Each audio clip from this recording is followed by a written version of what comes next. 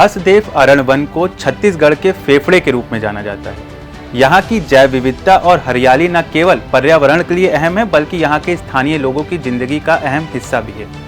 ये छत्तीसगढ़ के 3 जिलों सरगुजा, कोरबा और सूरजपुर में फैला हुआ है। ये क्षेत्र 1889.6 वर्ग किलोमीटर में फैला है और यहाँ सखू और सौगौन के घने जंगल मौजूद हैं।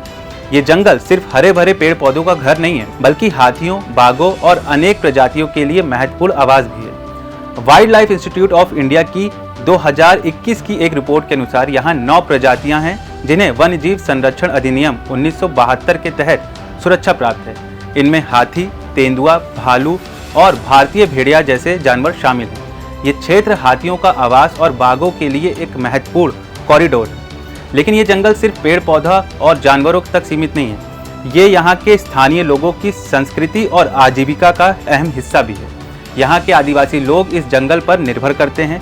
इससे स्पष्ट होता है कि हसदेव अरण्य न केवल जैव विविधता का गढ़ है बल्कि ये स्थानीय लोगों की संस्कृति और आजीविका का अभिन्न हिस्सा भी है।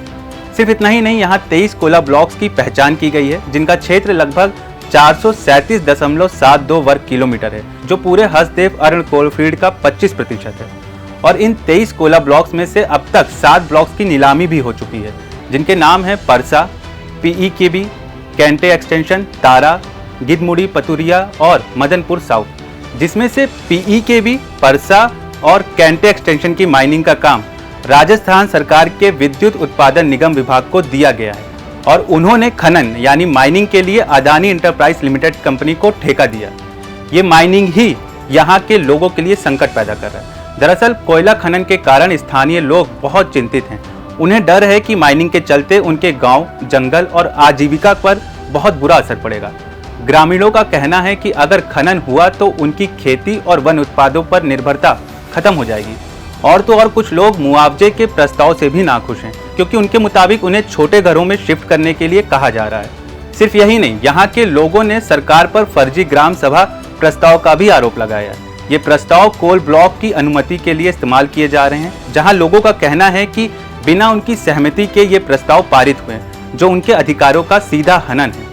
अगर इस मुद्दे पर राजनीतिक रुख की बात करें तो कांग्रेस ने जब राज्य में सत्ता संभाली थी तब उन्होंने कोयला खनन को फिर से चालू करने का कदम उठाया था। लेकिन बाद में जब ग्रामीणों का विरोध तेज हुआ तो कांग्रेस ने खुद को खनन के खिलाफ खड़ा किया और सुप्रीम कोर्ट में जाकर इसको रोकने की मांग की।